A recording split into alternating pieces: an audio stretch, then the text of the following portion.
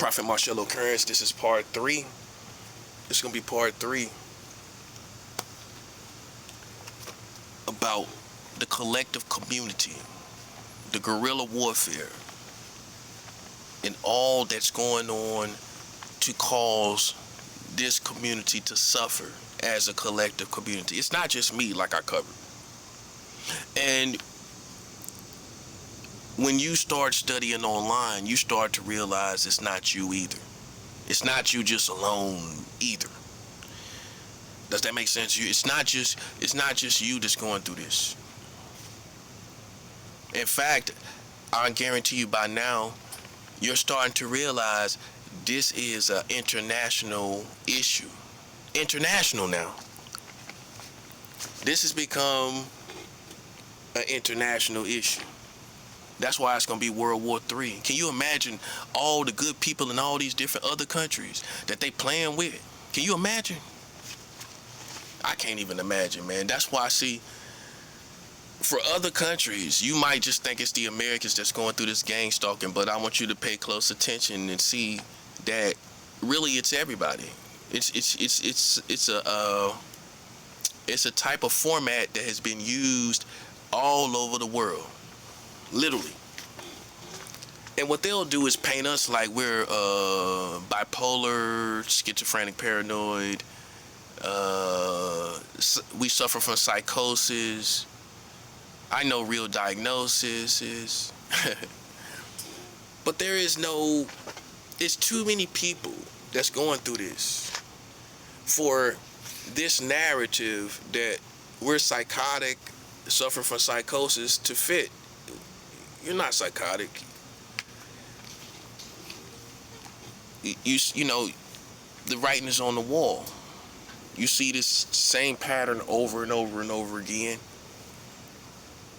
And being that it's physical and then it's super intentional, they're not smart enough to make it, to lightly salt it, like lightly salt popcorn. They put it so heavy on the salt, right? It's not lightly salted popcorn, is it? It's obvious. That's the stupid part, is they are so heavy-handed that it's obvious. That's how you know you're not schizophrenic or schizophrenic, paranoid, bipolar, or psychotic, or suffer from psychosis. Nah, you ain't suffer from none of that. They're too heavy-handed for me not to believe in what you're talking about. I could tell it's too heavy-handed. Now, if they were smart, it would be lightly salted popcorn, right? They would be, in other words, it would be hard to detect what they're really doing. They're so heavy-handed and arrogant, especially the new young generations of gang stalkers. They're so arrogant, it's so easy to see. The young generations of gang stalkers, the younger they get, the more arrogant they are, and the more heavy-handed they are as a result. And it's so easy to see. It's so easy to see, man. You know what I'm saying? So, what we're going to talk about in this final installment of this series of the Americans having to suffer liabilities for their participation in gang stalking over the years is we're going to talk about what solidifies and authenticates and validates judgment from God for their participation. We're going to give you the technical terms and the technical definitions of what makes them liable. What makes them liable foundationally is guerrilla warfare. Guerrilla warfare. So I'm going to be going through 3 pages of information on guerrilla warfare in this final installment. This is the punchline. This is the punchline for what makes it solid for the American collective community to suffer for what they have done in gang stalking. Okay, you don't participate in guerrilla warfare. If you didn't know what you was doing and you was ghetto and you was ignorant or rednecks or whatever you was, basically you was bushwhacking, unsophisticated, and you didn't realize that there would be higher liabilities for this. You didn't realize what you was doing because you was stupid. You didn't realize this was guerrilla warfare. And God ain't gonna look at it like a game. Remember Michael Douglas in the movie The Game? This is not Michael Douglas. We're not Michael Douglas. Hey, you're not Michael Douglas in the game, right? This ain't no Michael Douglas movie where he was running around and all this stuff was happening. Nah. So you got the wrong idea. You got the wrong idea, buddy. Listen, God himself has classified this as guerrilla warfare. This is guerrilla warfare. Well, I'm sorry you thought this was a game. How fitting for the Americans, full of entertainment, the entertainment capital of the world, to see gang stalking and guerrilla warfare as a game.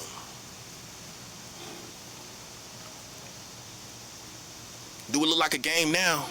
Do it look like a game now, post-COVID-19? Do it look like a game now? It don't look like a game now, do it? With 143 people still dying from COVID every week. Oh yeah, that's who died from COVID. Oh, they ain't gonna tell you that. Oh, you can go look it up. Go AI it. Go AI it. 143 people are still dying from COVID-19 right now. Every week. Every week. Do you hear me? Do you hear me? Every week, 143 people are still dying from COVID. You do the math on that, buddy. You do the math on that. 143 people dying every week. I said every week.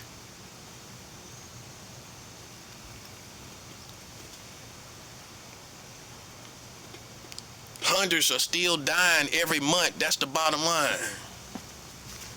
While everybody think it's all good, how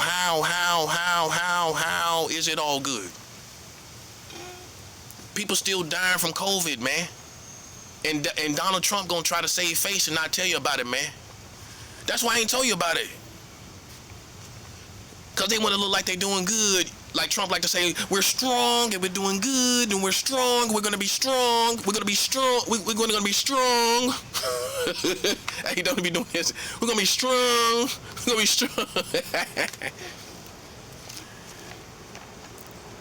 143 people are still dying from COVID every week, man. Did you know? People still dying from COVID. Why they ain't telling you that? I mean, that's important.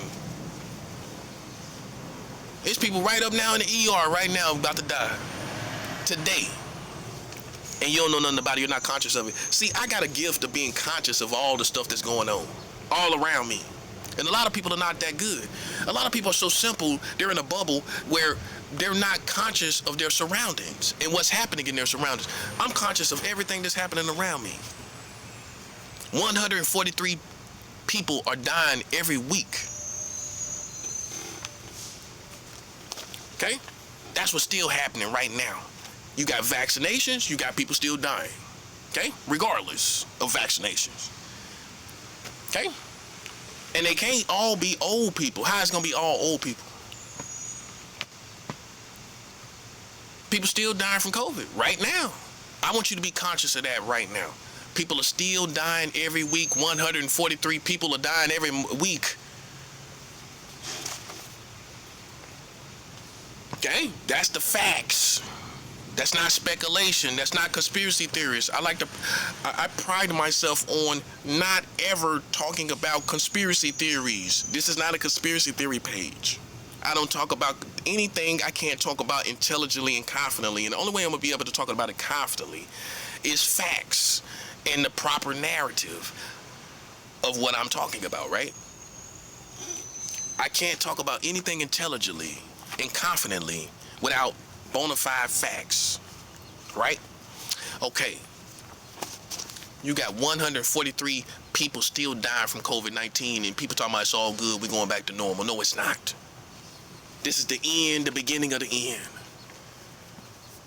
It is what it is. People play games, people thought there wasn't going to be no repercussions, and it is. Now it's here. Now you got repercussions. Now you got bad reciprocity. Now you got bad karma. You got good karma and bad karma. Now you got bad consequences. You got good consequences and bad consequences. Consequence is not a bad word. You got good consequence and bad consequence. You got good karma and bad karma. You created bad consequences, what you're used to, and what you're used to hearing, and you created bad karma, what you're used to hearing. That's what you're used to hearing, ain't you? Karma in the context of negativity and bad things happening. That's what you created. As a result of collective guerrilla warfare that you thought you could do for fun. Don't you know some of these people thought they was doing it for fun? Don't you know that's what they was thinking? Don't you know God ain't playing with people that think this was fun? Man, listen. Boy, you don't know God, do you? I tell you, listen, you couldn't possibly know my God. Ain't no way in the world you gonna play around with this community for fun and think nothing ain't gonna happen to you. What? Because you think God is love? God is love, but God brings war too. God brings judgment too. God destroys wicked people too. Let's talk about the fullness of God. The fullness of God where he ain't just love, love, love all the time. Where God is gonna break this country down. If not for any other reason, all this rampant homosexuality, all this rampant lesbianism. He gonna tear it all down. If not for any reason, all these homosexuals and all these lesbians is getting torn down. Sorry to tell you. Either way it go, it's going down, it's getting torn down. Okay? See, this is the real conversation we couldn't have because everybody got cancel culture. We done had cancel culture for 5,000 years. So nobody ain't having the real conversation that, this country is going to be torn down if not for any other reason for all this rampant homosexuality and lesbianism. Nobody couldn't say it for 1,000,000 years, and now the prophet finally get to say it. Well, because everybody know they got liabilities. Well, I'm pretty sure you know the homosexual community has liabilities. The lesbianism community has liabilities. Yeah, they do. Well, why they taking the trannies and going and dancing at the schools? Why is the transsexuals dancing at the school? The drag queens dancing at elementary, whatever schools it was, grade school, dancing in front of kids. What's the purpose of that? Now let a grown man go dance, a Chippendale dancer go dance in front of children. You won't hear the last of it. Let a stripper go, a bombshell stripper go dance in front of children. You won't hear the last of it. But a homosexual can go dance in front of children at school and nobody does nothing in America.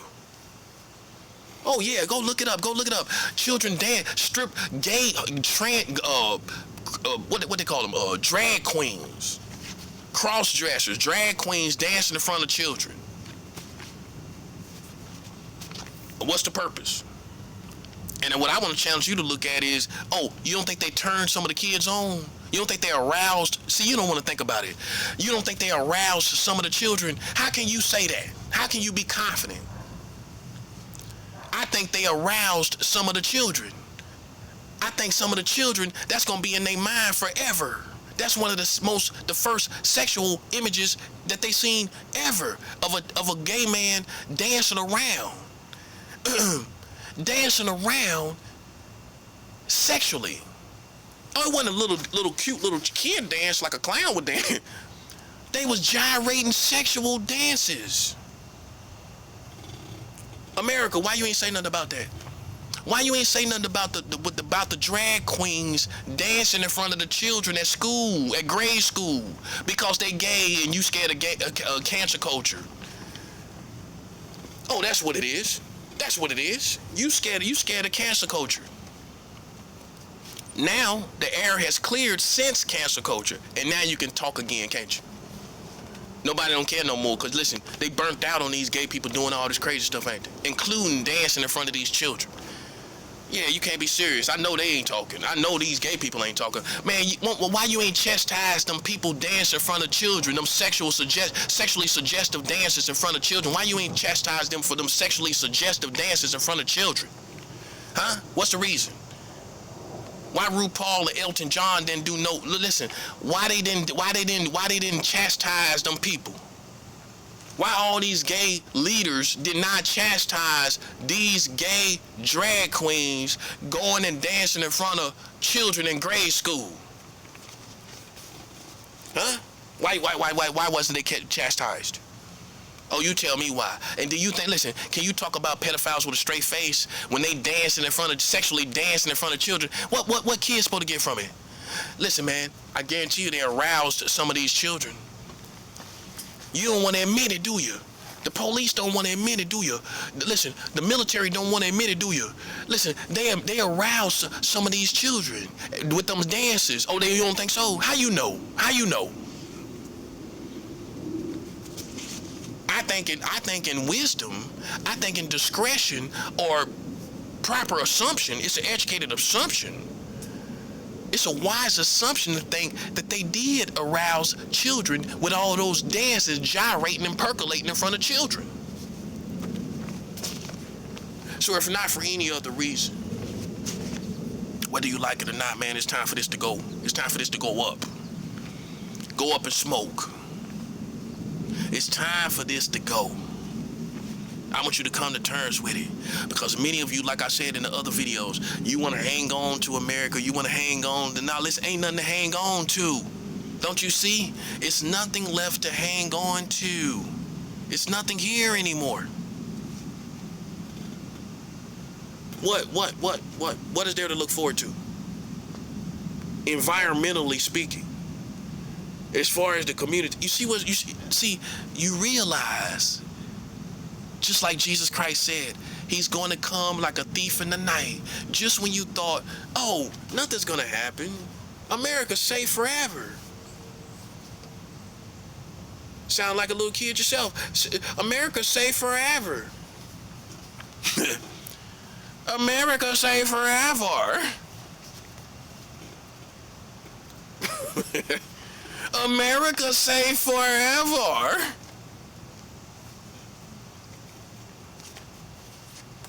How you feel about that now, buddy? You feel like it's all ending, don't you? When you look at the sky, you look at the aura on the sky, the energy in the air, the gloom on the sky, on the firmament. You can look and see clearly the energy in the atmosphere. It's all over. You can look at the weather. I call it spiritual weather. You can just look around and look in the world look like it's ending. The sky look like it's ending. Does that make sense? And I ain't mad at God about it at all.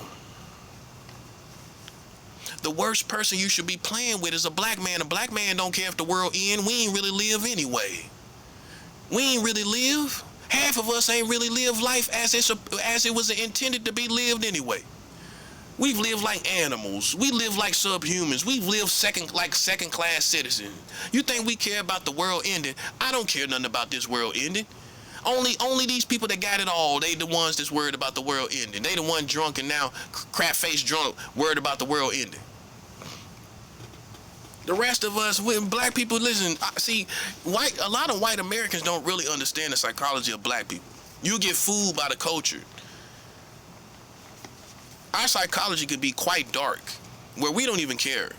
Many of us are suicidal. Many of us are depressed. Many of us don't care if the world's... Many black people are like that. They don't care. And you'll get fooled by the culture, the music and everything, where we project ourselves as very arrogant, braggadocious, confident, all this stuff going on for us and everything like that. Very sexually confident. And you will find that when you study our psychology, it's quite dark, where we don't really even care about nothing at all, right? So you think if you think right now you put pressure on us and all this stuff going on, you think we care about the world? See, only white people are like, no, I'm not racist, but it's a certain, like I like to say, I'm not racist, I'm specific. If it's you, it's you. Only white people care about this world going on. Most of these black people don't care about. I don't care about the world going on. I'm not depressed. I'm not suicidal either. But I don't care about the world going on. Okay, some people, they don't understand that. It's true. Talk to your community, the community you claim to love so much. Well, won't you talk to them? And I guarantee you'll find that half of us, more than half of us, Concerning the present day world we live in, nobody cares whether this goes on or not. We got to endure Trump for another solid 2 years. While you talking about what going on and you know what I mean? Come on. Most black people don't care no more. Don't you get it? We don't care. Okay? We don't care anymore. It doesn't matter. All we're doing is preparing ourselves for heaven. All we're doing is fighting this spiritual war to the end. Understanding that this is guerrilla warfare. Understanding with them using the children and using the community. Yeah, they using the children. Let's talk about it. Let's be real. Let's stop beating around the bush. They're using these children in gang stalking. They're using these children out here flattering their own children. Like we want their children sexually. You flattering your own children. Nobody don't want your children. You don't even want them. Parentally speaking. Parentally speaking, half of you don't even want your children. You ready to put them up for adoption? You ready to put them up for adoption, ain't you? You feel like you got a bad batch of children, you ready to put them up for adoption. Listen.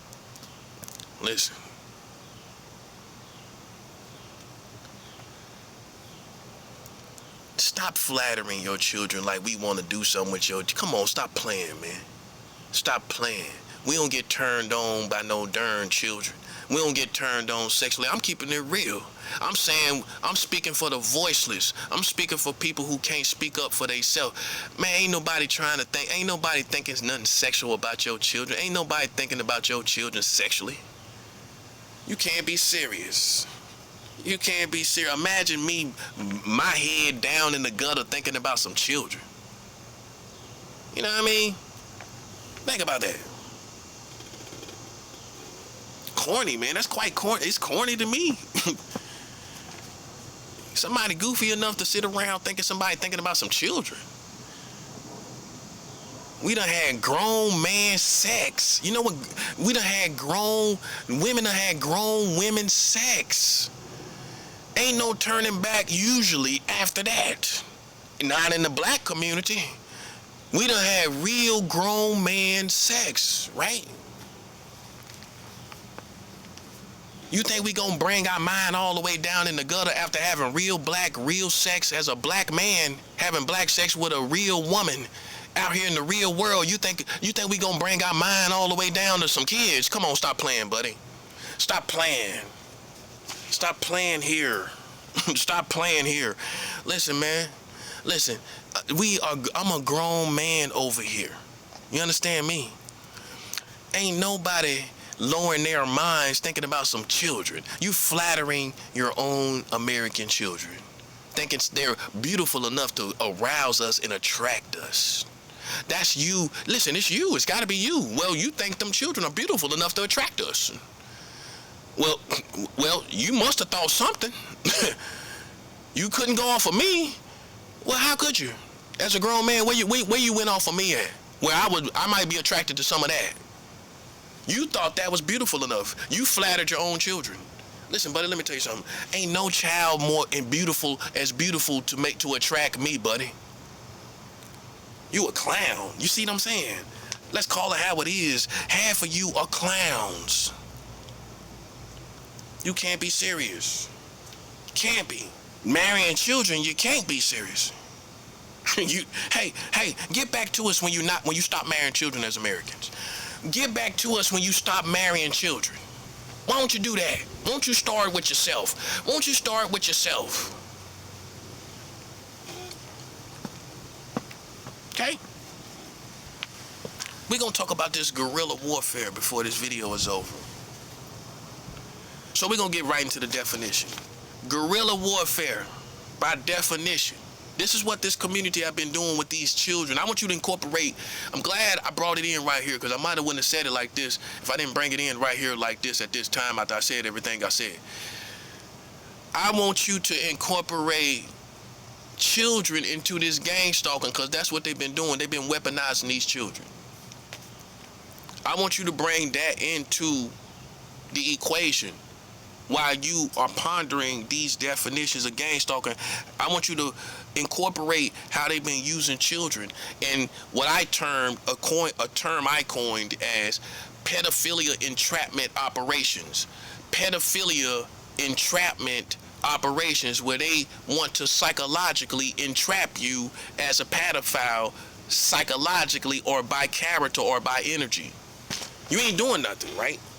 But it's a pedophilia entrapment operation in public where they want to entrap you as a pedophile psychologically, saying you think like one. I'm gonna tell you something, buddy. Even if we did think like one, what can anybody do about that? You see the boundary they stepped on over in these times we live in. What can they do about that? When we see you ain't doing nothing about what we do see, right? You ain't doing nothing about that child marriage, are you? But you want to do something about what we thinking. Come on, that's a coward.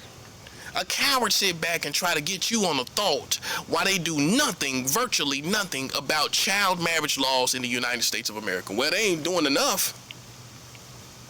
You still got more than half of the country. You still got over 25 states marrying children.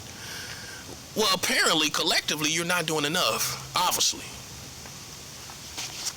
Guerrilla warfare. By definition, is this. Guerrilla warfare is a form of irregular combat where small mobile groups, often composed of armed civilians or irregulars, employ hit-and-run tactics against a larger, more traditional military or police force. Guerrilla warfare is a form of irregular combat where small mobile groups, often composed of armed civilians or irregulars, employ hit-and-run tactics against a larger, more traditional military or police force. Guerrilla warfare is fundamentally a people's war. It's a people's war, a community war. Guerrilla warfare is fundamentally a people's war, where the support of the local community is the most critical factor for success. Guerrilla warfare is fundamentally a people's war, where the support of the local community is the most critical factor for success. So guerrilla warfare, the foundation of it is the local community. It's the critical part, the critical dynamic or factor or component or satellite for success. It's a people's war, which means it's a community war. That's what guerrilla warfare is. So let's read it again. Guerrilla warfare is fundamentally a people's war, where the support of the local community is the most critical factor for success. So in order for them to win in guerrilla warfare, they must have the local community. When they're defeated, it's because we won over the local community. We won over the local community because they couldn't prove in the narrative that they were trying to prove it, that we was pedophiles, racists, or everything else. So we won over the local community. Therefore, guerrilla warfare is not working. Without a cooperative population, a guerrilla force lacks necessary invisibility and logistical support to survive a superior conventional military. Without cooperative population, a guerrilla force lacks necessary invisibility and logistical support to survive a superior conventional military. So if they don't have a population, a willing community, it lacks invisibility. It lacks infrastructural support, logistical support, wiring support, the inner support, the internal support to survive a superior conventional military. Core functions of the community. Now, here's the core functions of the community, because guerrilla warfare is all about the community. That's why, now you see why it's definitely gang stalking is guerrilla warfare. Core functions of the community. The community serves as the water in which the gorilla fish must swim, providing several essential functions. Core functions of the community. The community serves as the water in which the gorilla fish must swim, providing several essential functions. Logistical support. Local populations provide food, shelter, clothing, and medical supplies. They often maintain underground networks to transport goods and personnel without alerting the authorities. Logistical support. This is what the community provides. Logistical support. Local populations provide food, shelter, clothing, and medical supplies. They often maintain underground networks to transport goods and personnel without alerting authorities. Intelligence and espionage. Citizens act as the eyes and ears of the movement, reporting on enemy troop movements, identifying collaborators, and providing internal knowledge.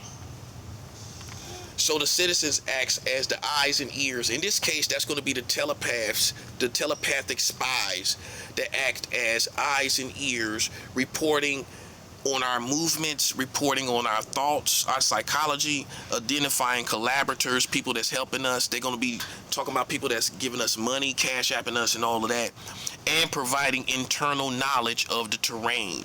They're going to be providing, what's the condition of our situation. Add it all to incorporate this understanding according to the gang stalking and according to your environment and according to the community that is around you that's being used and utilized to be against you as gang stalkers. Concealment and human shields. This is the sub dynamics, if you will. Concealment and human shields. This is all the community, the position they play. So we covered, they are the logistical support, the intelligence support, and concealment and human shields. By blending into the local community, guerrillas make it impossible for conventional forces to strike them without causing civilian casualties. This often goads the enemy into an overreaction, which further the community against the government or against us. So they blend in. They use the community where they're with everybody else. You can't really single them out. And if you call them out in a bad and harsh way with the gang stalking, they're going to be on their side. They're going to be with them. When you act out of character, no, this happens because I've done it. When you act out of character and you do a little more than that's what's reasonable, right?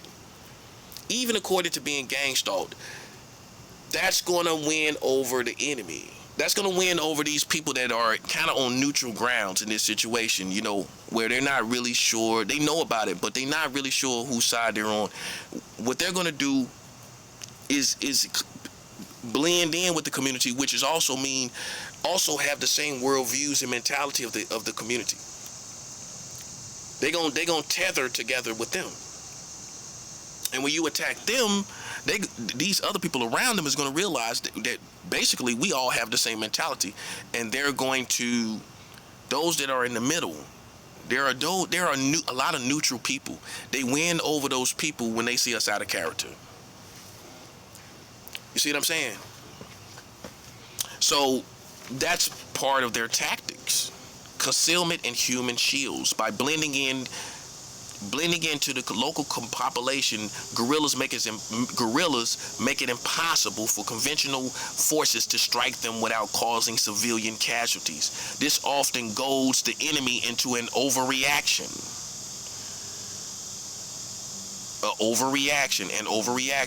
which furthers the community against the government or against us in our case. Recruitment and labor. Here's the other sub component or dynamic. Recruitment and labor. See how much this sounds like gang stalking? Communities provide a steady stream of new recruits. I've been talking about this. Often starting in non-combat roles such as porters, scouts, or social crusaders. Look up social crusaders. In seemingly innocuous movements. Innocuous by definition means not harmful or offensive. So let's go back and review. Recruitment and labor. Communities provide a steady stream of new recruits, often starting in non-combative roles such as porters, scouts, or social crusaders, in seemingly innocuous movements. Insurgents use social crusaders. Sounds like the gang stalkers, these secret societies. Insurgents use social crusaders movements to gradually radicalize and recruit established community members. Insurgents use social crusaders.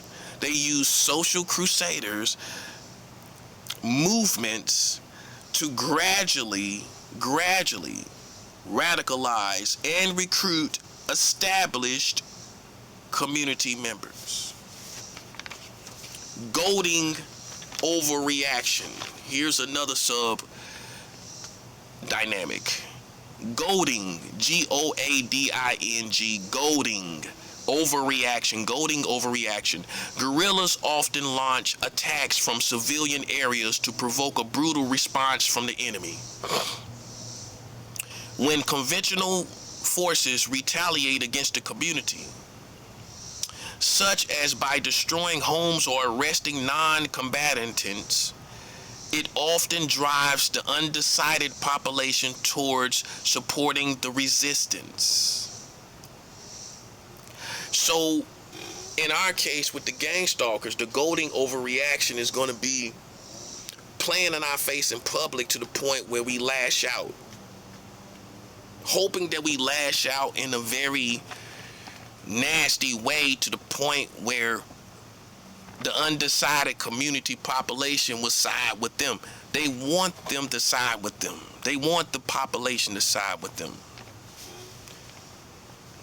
So the goading overreaction is, in this case, a military strategy of the guerrillas,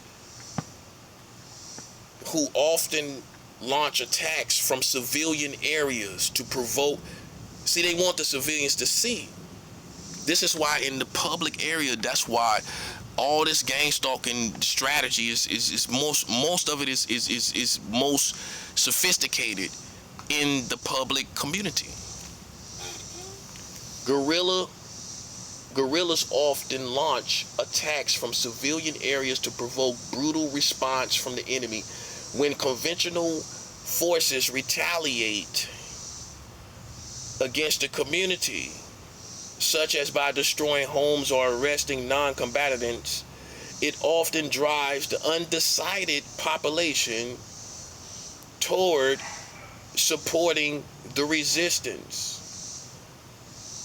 The next sub issue: political mobilization.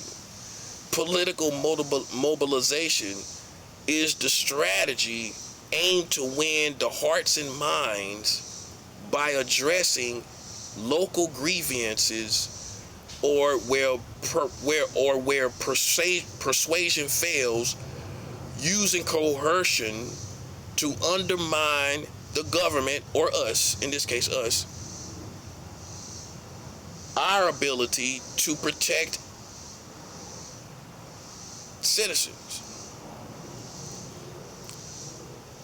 So let's read that again. The political mobilization is the strategy, the strategy aimed to win the hearts and minds by addressing local grievances or where persuasion fails, using coercion to undermine the government's ability to protect its citizens. So in the case of us, the strategy is to aim in the political mobilization. The aim is to win the hearts and minds of the people by addressing these same accusations. That's what they're going to try to do. That's as far as they're going to go with us.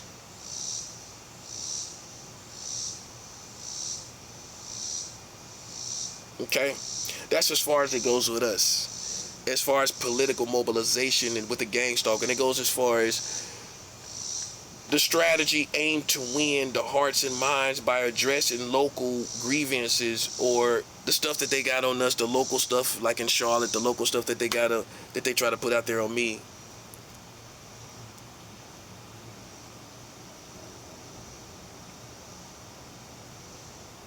That's what they're going to try to do. Okay, so atmosphere of paranoia. By utilizing community support,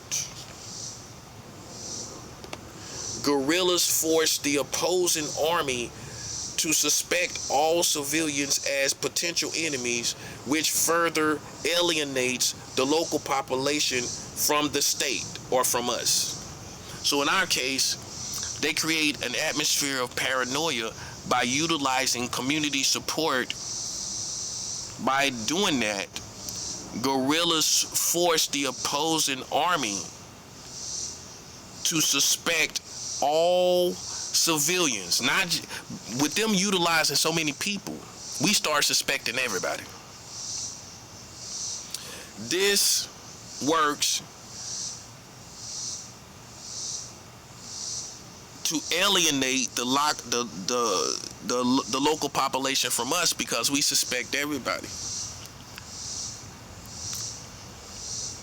But then wisdom causes you to cover your bases. Wisdom gonna call you even though you ain't gonna be paranoid to literally think it's literally every single person. Imagine me in New York. I lived in New York. I know it's not every person, but what they do, what we know for sure what the gang stalkers is, they gang stalk around you to make you feel like it's everybody. But when you go through it enough, you realize it's not everybody. You realize it's not. Okay, but they want you to feel like it's everybody. But who they're using around you is everybody. Make sense? Everybody they're using around you, in other words, are the gang stalkers because they're using the spies, the telepathic spies, to go to the stores and to go everywhere you go and to being around you, right? So all those people kind of create your world, so to speak, and they are against you. They concentrate everybody against you, basically. And you will see people here and there around that's not a part against you. But for the most part, they've created a whole atmosphere against you to make you feel. This is important information to make you feel like everybody is against you. They want you to feel that way. Okay, the next component is hit and run tactics. This is very important because this is in the definition of guerrilla warfare. Hit and run tactics. Hit and run tactics, by definition, is a tactical doctrine of using short surprise attacks, withdrawing before the enemy can respond in force, and constantly maneuvering to avoid full engagement with the enemy. The purpose is not to decisively defeat the enemy or capture territory, but to weaken the enemy forces over time through raids, harassment, and skirmishing, and limiting risk to friendly forces. Such tactics can also expose enemy defenses, weaknesses, and achieve a psychological effect on the enemy's morale. Your morale is not morality. Some people are not familiar with the word. Just in case you're not familiar with the term, morale and morality is not the same term. Morale is your mood, your emotions, your temperament, if you will, your disposition, even your behavior, your sense of well-being. Ultimately, is what your morale is. So we're going to go to morale by definition. Your morale will be attacked in gang stalking. Oh yeah, they're going to attack your morale. Now let's go to the definition of morale. Morale is, by definition, the confidence, the enthusiasm, and discipline of a person or group at a particular time. Morale is the confidence, enthusiasm, and discipline of a person or group at a particular time. And in this particular case, in the time of engaging in war, in the time of war with these people, they want to attack your confidence, enthusiasm, and discipline while you're engaged in this war with them. The particular time is the particular time you're at war with them. So let's look at the morale. Morale is the confidence, enthusiasm, and discipline of a person or a group at a particular time. So they want to affect your confidence, your enthusiasm, your zeal for life, your zest for life, and your discipline, where you're just getting drunk and crap-faced drunk and darn near overdosing. They want to affect your discipline where you're doing all these different things. You're promiscuous. You don't practice monogamy. They want to affect all of that. So let's go back to hit and run tactics once again, understanding morale.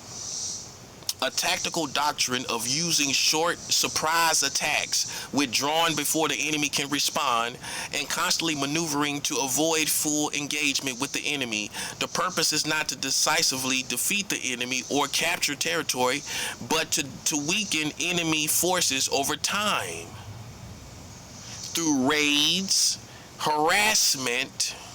That's the main one they're using with us, is to weaken us with harassment over time, and skirmishing. Skirmishings, I'm gonna get to that definition, which is basically arguments, type of petty arguments, and limiting risks to friendly forces.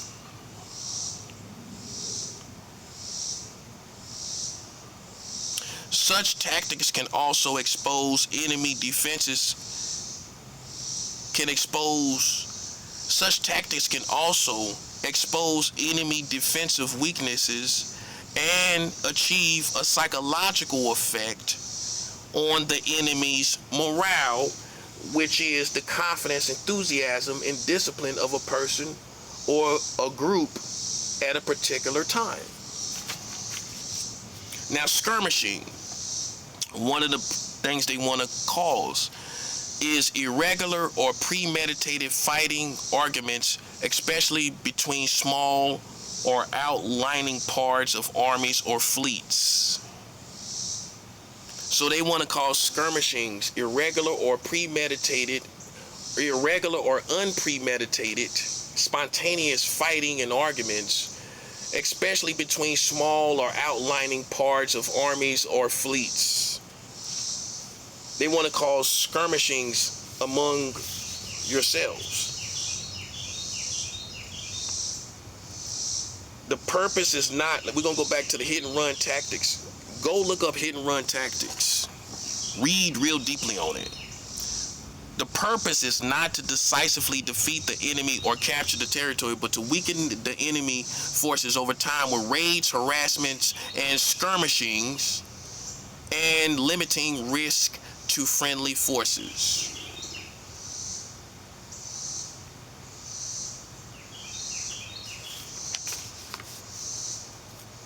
This is the conclusion.